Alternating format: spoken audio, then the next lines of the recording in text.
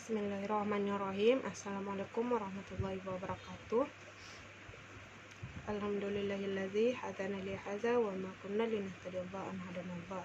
Asyhadu an la ilaha illallah wa asyhadu anna Muhammadar Rasulullah. Insyaallah pada kesempatan kali ini saya akan menjelaskan tentang fungsi dan kedudukan bahasa Indonesia.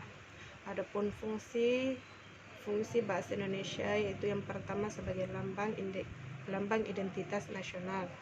Fungsi sebagai lambang identitas nasional adalah bahasa Indonesia mempunyai nilai-nilai sosial, budaya, leluhur bangsa. Dengan adanya nilai tersebut mencerminkan bangsa Indonesia yang menggambarkan ciri khas dan karakter bangsa Indonesia. Oleh karena itu, kita harus menjaganya. Jangan sampai ciri khas kepribadian kita tidak tercermin di dalamnya dan perlunya dibina rasa kebangsaan terhadap pemakaian bahasa Indonesia dan mempertahankan bahasa Indonesia sebagai lambang kebangsaan nasional. Yang kedua, sebagai alat perhubungan. Indonesia merupakan negara yang terdiri dari banyaknya suku, bangsa, dan budaya. Maka akan sulit berkomunikasi dan menyampaikan pendapat. Maka dari itu digunakanlah dengan bahasa Indonesia sebagai alat komunikasi dan perhubungan nasional. Dengan adanya bahasa Indonesia, seseorang dapat saling berkomunikasi dengan segala aspek kehidupan. Bagi pemerintah, semua kebijakan dan strategi yang berhubungan dengan ideologi politik, ekonomi, sosial, dan budaya, pertahanan, dan keamanan mudah diinformasikan kepada warga negaranya. Yang ketiga yaitu sebagai alat pemersatu bangsa.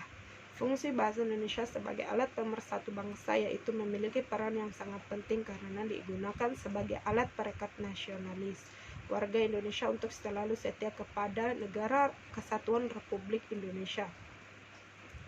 Dengan lihat luasnya Indonesia, maka tidak heran Indonesia memiliki keberagaman suku, budaya, agama, dan ras. Maka diperlukannya lah bahasa pemersatu bangsa yang bisa membuat seluruh warga negara tersebut bisa mengerti dan memahami satu sama lain. Itulah tadi sedikit penjelasan dari fungsi dari bahasa Indonesia. Adapun yang saya jelaskan selanjutnya, kedudukan bahasa Indonesia. Kedudukan bahasa Indonesia sebagai bahasa negara dibuktikan dengan penyebaran ilmu pengetahuan dan teknologi, baik melalui buku-buku pelajaran, buku-buku populer, majalah-majalah ilmiah, maupun media cetak lainnya. Karena sangatlah tidak mungkin bila suatu buku yang menjelaskan tentang suatu kebudayaan daerah ditulis dengan menggunakan bahasa daerah itu sendiri dan menyebabkan orang lain belum tentu akan mengerti.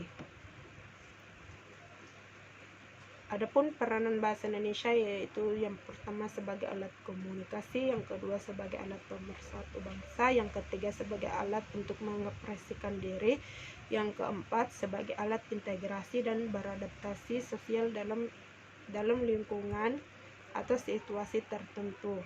Yang terakhir itu sebagai alat untuk melahirkan kontrol sosial.